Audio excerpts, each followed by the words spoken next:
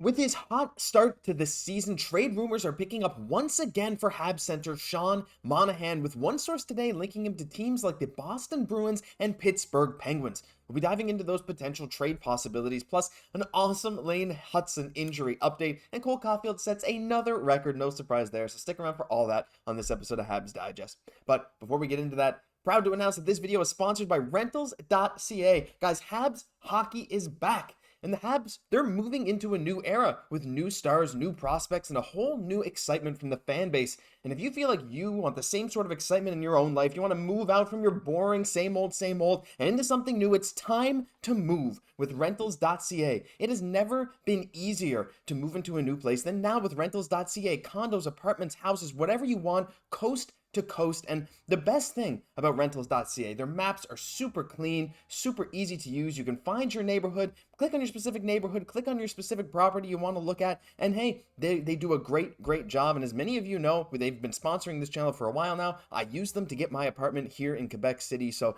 they're a company that we trust, a company we have used, and a company that we would highly recommend. So if it is time to move for you, click the link down below in the description or pinned comment. Rentals.ca has you covered.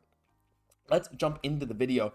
Cole Caufield sets another record. I mean, look, after last night's thrilling game, Cole Caufield's like the Energizer Bunny out there. He just never runs out of energy, but he certainly has the most energy when it matters the most, and that's in overtime. We knew he tied a record or something for the fastest time to 5, or second place for fastest time to 5 overtime goals in the career. Well, guess what? He got his 6th. And yeah, fewest games to 6 career overtime goals in NHL history. Cole Caufield, 130. Braden Point, 190. Frank Finnegan, 192. Of course, Frank Finnegan, as we all know, clearly extremely famous, playing for the Ottawa Senators and Toronto Maple Leafs in the 1920s and 30s. No, that doesn't really count. So really, in modern NHL history, Cole Caufield has this record. Now, is it true that overtime was not like it is today? Like, not 3-on-3 for a long time? Yeah. Is it true that there were a lot of ties a long time? Yeah. Like, you know, it makes sense that this record's more modern.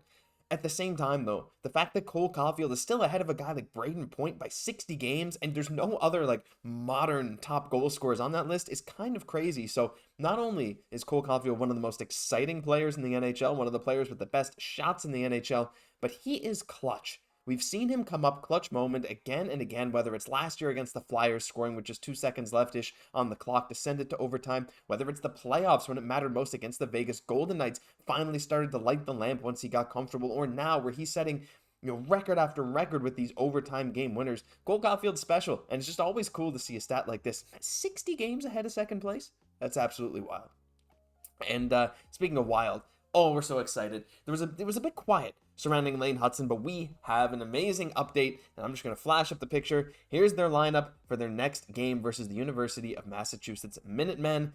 Boston University Terriers are 2-2, but guess what? They could use a spark from their top left-hand defenseman. One of their alternate captains, Lane Hutson, is back again. There wasn't a ton of talk about his injury, how severe it was. We didn't really know if it would be day-to-day, week-to-week, or what. But Lane Hutson, who has 2 points in 3 games so far this season, is looking to bounce back and look to dominate the University of Massachusetts Minutemen. And this is just such a sigh of relief, right? I mean, that Kirby Dach injury so early in the season obviously kind of threw our morale in the tank, right? It was just like, oh no, it's happening again. And then Cayden Guhle got hurt, and then Lane Hutson got hurt, and Emil Heineman got hurt. But Cayden Guhle is now a full participant at practice, and it looks like he might be able to play. I don't know if he'll be playing Saturday, but he might be able to play against Vegas, which is Montreal's next game after the Winnipeg game tomorrow night.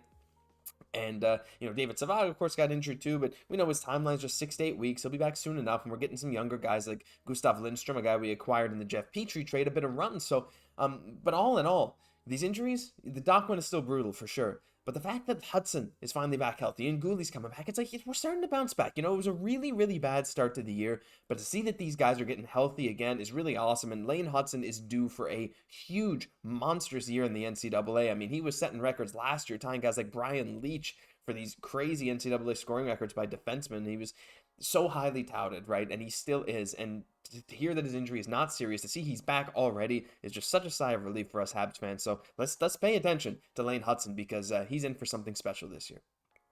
But yeah, here's the crux of the video. Let's just dive into the Sean Monahan stuff. And look, it's not just the Penguins and the Bruins, it's a few other teams, but we understand Sean Monahan trade talk was going to happen. I mean, it happened all of last year when Montreal acquired him. A lot of people were saying, hey, if he can have a good first half, you can trade him at the trade deadline for something pretty good, right? Sean Monahan, in theory, is a good player if he's not injured. Of course, he had a couple of rough seasons with Calgary, even though he wasn't necessarily injured. For one of them, that season where he just put up 30-odd points, they were like, uh-oh, what's happening? But since he's come to Montreal, he has been on basically a 70-point pace, right? He had like 26 points or something like that he was like 70-point pace-ish last year. And so far this year, I think it's 6 points in 7 games. He has been phenomenal. And he's also been great on the faceoff dot. So naturally, teams are going to want to trade for him, whether it's now or maybe a bit later in the season, especially because he's on such a little contract. And in today's article, Marco D'Amico kind of outlines some of the possibilities.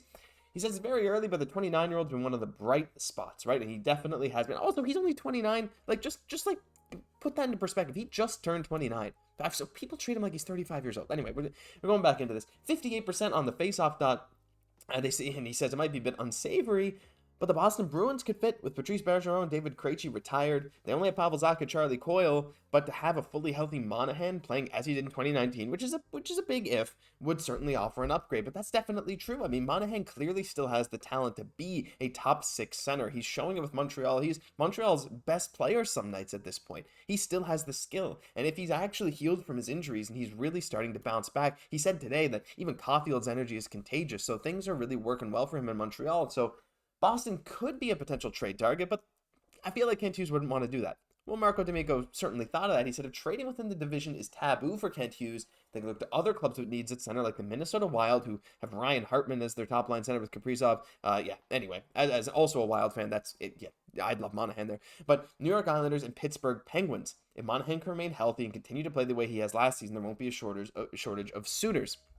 And he says come March, but honestly, it could come even before that because the Habs are in a perfect position to broker a deal as well. But let's just dive in first, before I get into actually some of the other salary cap implications, something like a Pittsburgh trade, right? I mean, Pittsburgh, obviously, they have Crosby and Malkin, who kind of play down the middle, but Monahan can also play on the wing. They have Rust, and they have Gensel, and they have Raquel, and who else? Riley Smith.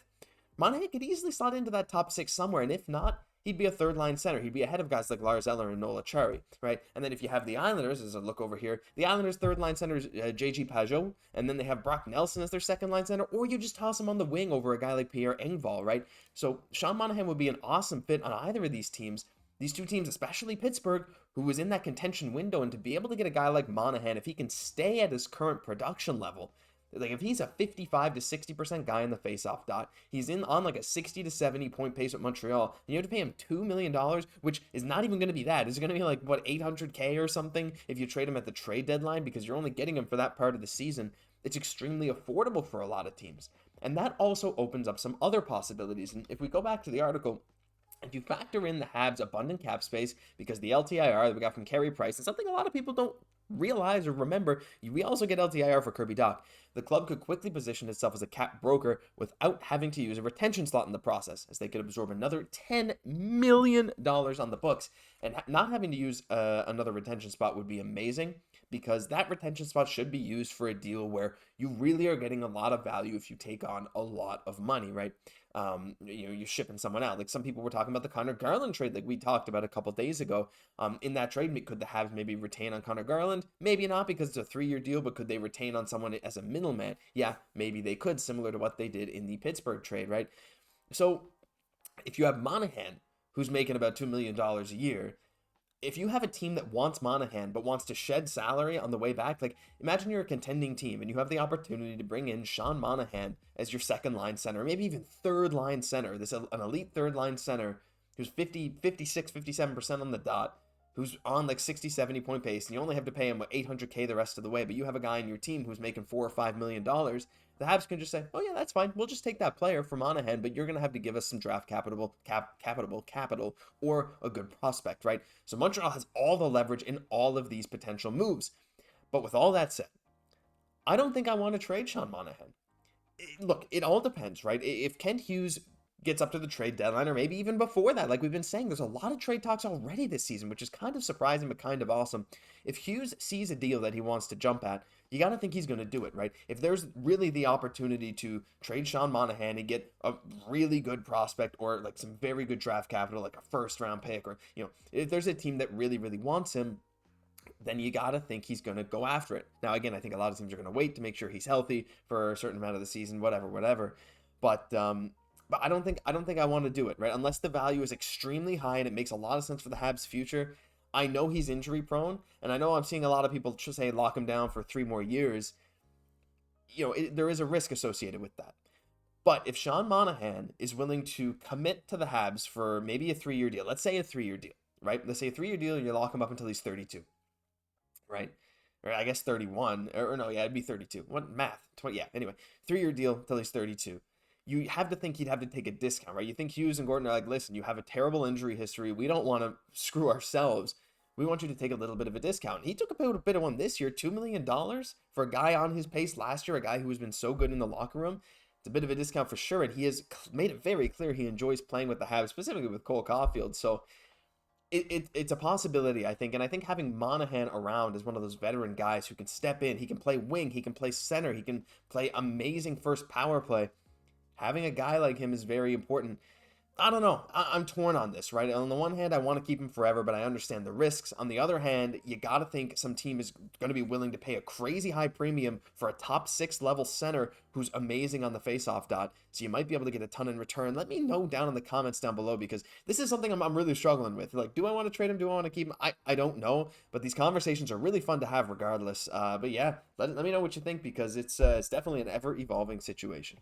But that'll do it for this news episode of Habs Digest. If you enjoyed, leave a like, comment, subscribe to the channel. I think we're almost at 8,500 subs. We're really rolling with this channel. We want to hit 9K subs very, very soon. And if you guys haven't hit subscribe yet, do it now. You won't regret it. We got content like this all year long. I've been your host, Josh Gosse. I'll catch you in the next one.